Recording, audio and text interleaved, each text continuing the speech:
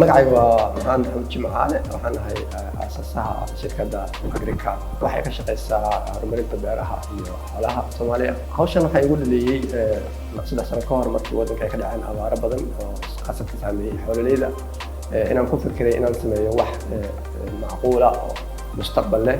Caqabadaha way badan yihiin laakiin tan ugu weyn waa biyaha, ammaanka, logistics. Caqabadaha hadda waxaan ku maareynaa si tusaale ahaan sida biyaha oo kale inaan samaysanay anagu biyo xirano. Guulaha aan gaarnay waxaa ka mid ah inaan u suurtagelinay ka soo jeeda ka badan 50 waddan inay maalgashi ku sameeyaan mashruucyadeena. Dhalinyarada waxaan ku dhiirigelin lahaa inay horta iscaamiyaan nafsadooda, inay u diyaar garoobaan inay risk qaataan. Waxaan qayb ka nahay Mogadishu Tech Summit 2019.